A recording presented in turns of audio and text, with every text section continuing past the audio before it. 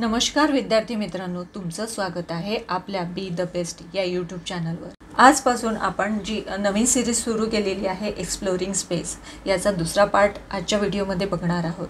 आज आपण बघणार आहोत की स्टार्स ते कसे तयार होतात, त्यांचे टाइप्स कोणते आहेत, ही सगळी माहिती आपण डिटेलमध्ये बघणार आहोत। पण त्याआधी तुम्ही माझ्या व्हिडिओला लाईक, शेअर आणि सबस्क्राईब केलं नसेल तर ते करा, जेणेकरून नवीन येणारे अपडेट्स तुम्हाला मिळत राहतील। आज आपण बघणार आहोत स्टार नर्सरीज। आता स्टार्स कसे तयार झाले। Stars are born in a giant star nurseries called nebula.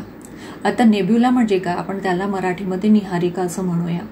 स्टार्सचा जन्म या निहारिकामधून झालेला आहे। आता nebula are giant clouds containing dust and gases, mostly hydrogen and some helium. आता निहारिका म्हणजेच नेब्युला हे धूळ आणि वायूंचा असा मोठा असा ढग असतो आणि याच्यामध्ये दोन गॅसेस असतात, एक हायड्रोजन आणि हेलियम। या दोन्ही गॅसचा हे मिश्रण असतं, त्याचा एक मोठा ढग बनलेला असतो। Inside a nebula are all the elements needed to form new stars called protostars. आता अशा या नवीन ताऱ्यांना म्हणजे नवीन तारे निर्माण होण्यासाठी आवश्यक जे सर्व घटक असतात ते सगळे हे नेब्युलामध्ये असतात। अशाने नवीन निर्माण होणाऱ्या ताऱ्यांना प्रोटोस्टार्स असं म्हटलं जातं। There may be as many as 2500 nebulas in the Milky Way. आता खगोलशास्त्रज्ञांचं असं म्हणणं आहे की निहारिकांची म्हणजेच नेब्युलाची संख्या ह्या मिल्की वेमध्ये 2500 इतकी असू शकते, म्हणजे कन्फर्म नाही आहे, इतका अंदाज आहे। Over the centuries many astronomers have spotted nebulas. आता पुष्कळशे अशा खगोलशास्त्रज्ञांनी नवीन अशा नेब्युला नवीन निहारिका शोधून काढलेल्या आहेत। त्यामध्ये brothers and sisters William and Caroline Herschel perform a major search of the skies in the late 18th and early 19th century. आता वेगवेगळ्या खगोलशास्त्रज्ञांचा तर अनुभव वेगवेगळाच आहे, पण त्यामध्ये विल्यम आणि कॅरोलिन हर्शल हे दोघेही बहीण भाऊ यांनी 18व्या शतकाच्या शेवटी आणि 19व्या शतकाच्या सुरुवातीला आपल्या आकाशाच्या शोधामध्ये मोठा सहभाग दिलेला आहे। आता या टॉपिकमध्ये बघू आपण इमिशन नेब्युला, म्हणजेच त्याला आपण उत्सर्जन निहारिका असं म्हणू। आता उत्सर्जन निहारिका म्हणजे काय, तेजस्वी ताऱ्यांचं जन्मस्थान। आता उत्सर्जन निहारिका म्हणजेच इमिशन नेब्युला म्हणजे अशी निहारिका जी स्वतः लाईट उत्सर्जित करते। या निहारिकामध्ये गरम वायू असतं आणि मुख्यतः म्हणजे प्रामुख्याने त्यामध्ये हायड्रोजन गॅस असतो। या वायूवर जवळचे गरम आणि जे हाय एनर्जीवाले तारे असतात त्यांचा इफेक्ट होत असतो, त्यामुळे हा वायू आयोनाइज होतो। आता आयोनायझेशन म्हणजे काय, इलेक्ट्रॉन वगळल्याने अणू चार्ज होतात आणि त्यामुळे ते स्वतःचे असे लाईट इमिट करतात, म्हणजेच लाईट प्रकाश सोडतात ते। आणि अशाच प्रकारचं एक एक्झाम्पल आहे हॉर्स हेड नेब्युला। आता हे बाजूच्या पिक्चरमध्ये आपण हॉर्सेस नेब्युलाचं एक्झाम्पल बघू शकतो। त्याच्यामध्ये गडद डार्क असे कलर्स आपल्याला दिसतात आणि त्याच्या मागे एक तेजस्वी उत्सर्जन करणारी एक निहारिका आहे आणि त्याच्यामुळे सगळीकडे असा तेज निर्माण होतो, एक ग्लो निर्माण झालेला आपल्याला दिसून येतो। निहारिका खूप विशाल असतात, म्हणजेच नेब्युला खूप वास्ट असतात। आता खगोलशास्त्रामध्ये नेब्युला म्हणजे काय आपण आधीच बघितलेलं आहे। नेब्युला म्हणजे आकाशातील गॅस आणि धूळ यांचे ढग।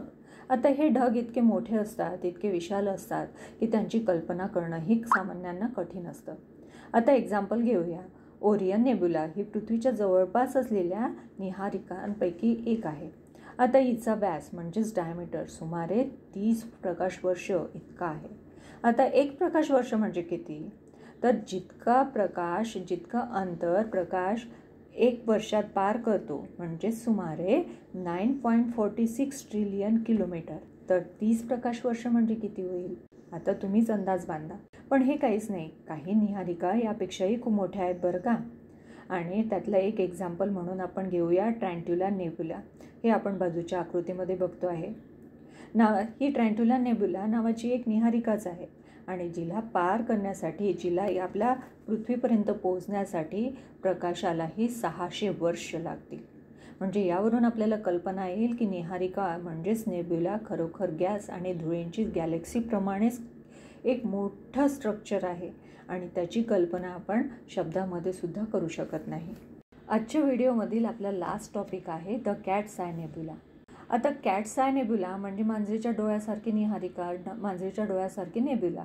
आता ही एक प्लॅनेटरी नेब्युला आहे। पण याच्या नावावरून असं गोंधळ होऊ शकतो की हे प्लॅनेट आहे, म्हणजे प्लॅनेटरी नेब्युला म्हटलं तर हे एक प्लॅनेट आहे असं तुम्हाला वाटत असेल, पण असं काही नाही आहे बरं का. प्लॅनेटरी नेब्युला हे त्यावेळेस तयार होते की जेव्हा एखादा मध्यमवयीन तारा, म्हणजे जेव्हा एखादा स्टार तो मरत असतो किंवा तो डाईंग स्टेजवर असतो, त्याच्या मरण्याच्या स्टेजवर असतो, त्याच्या आयुष्याच्या शेवटी पोहोचतो, आणि तेव्हा तो काय करतो, आपलं जे बाह्य आवरण असतं, आउटर लेअर असते, ते अंतराळामध्ये टाकून देतो, आणि तेव्हा फक्त त्याचा कोअर म्हणजे त्याचा मध्यभागच उरतो, शिल्लक राहतो, आणि तो एक व्हाईट ड्राफ्टसारखा बनत जातो. आता ही जी कॅट्स आय नेब्युला आहे ही वेगवेगळ्या लेयर्सनी बनलेली आहे, आणि सायंटिस्टचं असं म्हणणं आहे की याच्यामध्ये कमीत कमी 11 कॉन्सन्ट्रेटिक गॅस शेल्स आहेत, म्हणजे एकावर एक असे थर बनत गेले आहे, आणि या थरामुळे ते एखाद्या मांजरीच्या डोळ्यासारखे दिसते, आणि त्यामुळेच याला नाव मिळालेलं आहे द कॅट्स आय नेब्युला. मित्रांनो, आजचा व्हिडिओ तुम्हाला माहितीपूर्ण वाटला की नाही मला जरूर कळवा. मला कमेंटमध्ये तुमचे व्ह्यूज वाचायला आवडतील. इथे आपला हा व्हिडिओ संपलेला आहे. थँक्यू.